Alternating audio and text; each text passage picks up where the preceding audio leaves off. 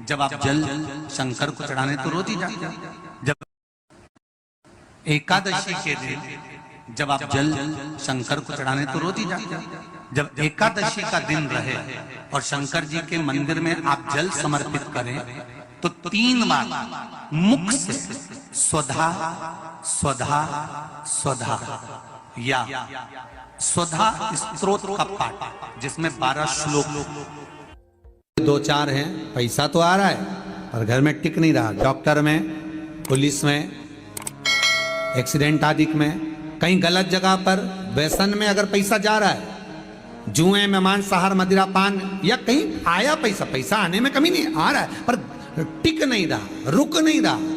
कोई मांगने आ गया, दे दिया, फिर वहां से अपने पास नहीं आ रहा, अपन कह रहे हैं भैया हमारा पैसा लौटा दो, नहीं आ रहा।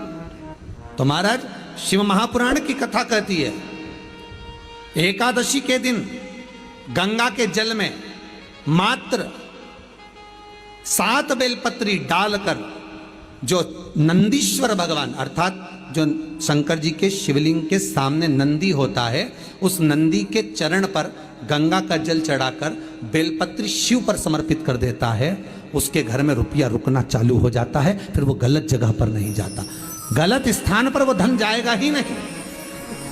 तूने समझा, मांग तुझे क्या चाहिए।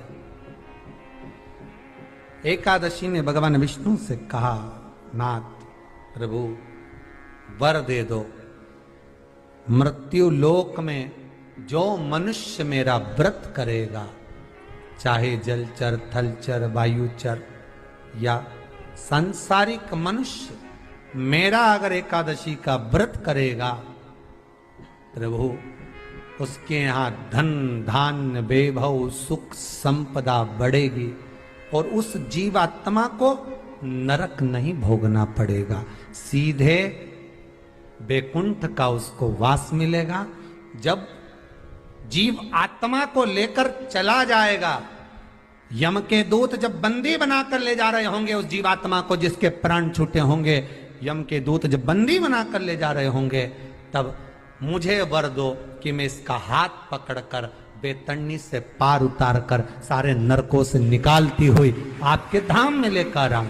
भगवान ने वर दे दिया, तथास्तु। हे एकादशी सुनो, मृत्यु लोक का मनुष्य अन्न का त्याग कर कर, क्योंकि अन्न में एकादशी के दिन पाप पुरुष रहता है, अन्न का त्याग कर कर एकादशी के दिन जो मनुष्य तुम्हारा व्रत धारण करेगा, उस व्रत को करेगा और उस व्रत को धारण करेगा, उसकी मनोकामना पूर्ण होकर वो मेरे ही धाम को जाएगा। ये तो हुआ एकादशी के जन्म की कथा।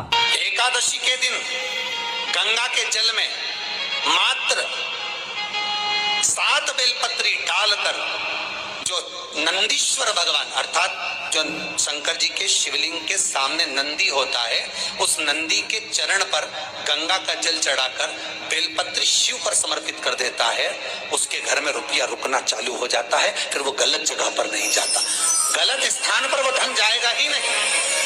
बेटा अगर व्यसन में पड़ा हुआ है, मदिरा पान में पड़ा हुआ है, मांसाहार में, जुए आदि में जा रहा है, तुम्हें लग रहा है कि मेरा बेटा गलत मार्ग पर जा रहा है, ये मित्र दोस्ती गलत हो रही है, वो सही जगह पर आ जाए। करना है एकादशी। कई लोग इसको धन के लिए भी करते हैं, संपदा के लिए। संपदा के लिए अर्थात जिसका व्यापार नहीं चलता, जिसके घर में पैसा नहीं आता, या नौकरी नहीं लग रही, या सर्विस नहीं लग रही, आप अप्लाई कर रहे हो, जगह जगह जाकर इंटरव्यू भी दे रहे हो और पैसा नहीं आता, तो उसके लिए भी प्रयास किया जाता है। पर उसके लिए यहाँ पर जो धन के लिए करते हैं, उसके लिए विष्णुपति के लिए करते हैं। मतलब जैसे गंगा के जल में तुलसी के 11 पत्ते डाले जाते हैं और उसको किसी भी नारायण के मंदिर में, राम कृष्ण शिव शंकर नहीं, राम कृष्ण भगवान विष्णु दत्त आदि जितने नारायण के मंदिर हैं, उस मंदिर में किसी भी पात्र में, एक छोटे से पात्र में उसको भरकर रखी जाते हैं महाराज। उससे भी जॉब सर्विस नौकरी में सफलता प्राप्त हो जाती है। परंतु वो भी एकादशी को ही होता है। कुछ देर तक पात्र को रखा जाता है, फिर वही पात्र का जल किसी भी वृक्ष के नीचे डाल दिया जाता है, उससे भी नौकरी के लिए फायदा मिलता है। गंगा का जल कोई साधारण नहीं।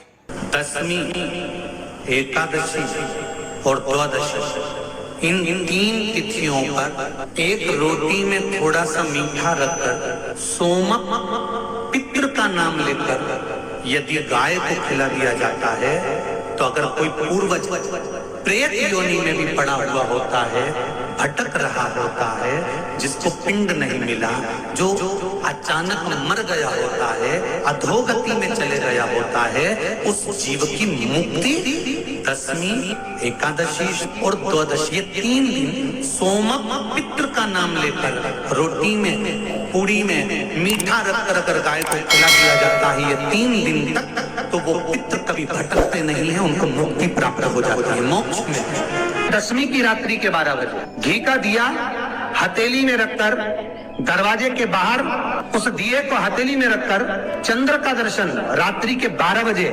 दिए की लो में चंद्र का दर्शन करते हैं, उससे ज्योत प्रबल होती है हमारे। या तो होगा वो नौमी की रात्रि 12 बजे या दशमी की रात्रि की 12 बजे चंद्र का दर्शन, दीप घी का हाथ में जलाकर, नाम गोत्र अपना बोलकर, नरसिंह भगवान का स्मरण कर कर, ज्योति में चंद्र का स्मरण कर कर दर्शन किया जाता है। नेत्र कमजोर हो तो 3 या 4 दिन में ज्योतियों का क्रम बढ़ना प्रारंभ होता है। वैसे तो 15 दिन का लिखा है, पर शिव महापुराण कहती है 3-4 दिन का क्रम बहुत होता है, बढ़ता जाता है। केवल दशमी, चाहे उजाला की हो चाहे अंधेरे की। कौन से महादेव का नाम लेना है? श्रम्भेश्वर महादेव।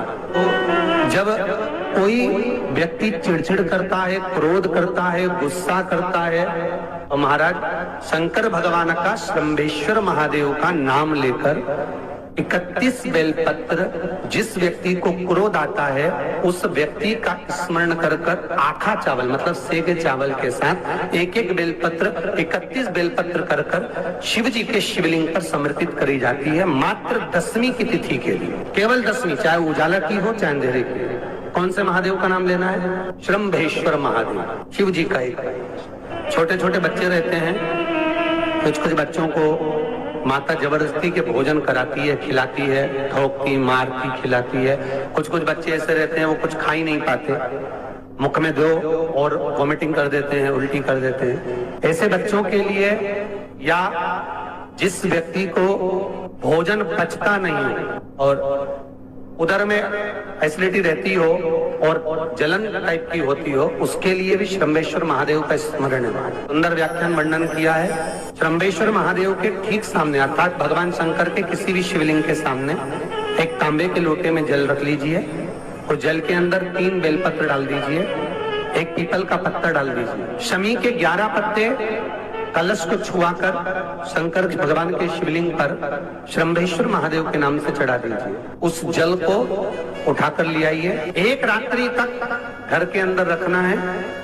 उस जल को श्रम्भेश्वर महादेव का नाम लेकर, जिस व्यक्ति को एसिडिटी होती हो या उधर खराब रहता हो या भोजन नहीं पचता हो या पेट से जुड़ी हुई प्रॉब्लम हो या बच्चों को भोजन कराते हैं और वो वोमिटिंग कर देते हो, ऐसे बच्चे को या भोजन नहीं भा रहा हो ऐसे व्यक्ति को उस जल को सुबह दोपहर शाम 3 बार श्रम्भेश्वर महादेव का नाम लेकर आचमन कराना प्रारंभ कर दो, पिलाना चालू कर दीजिए।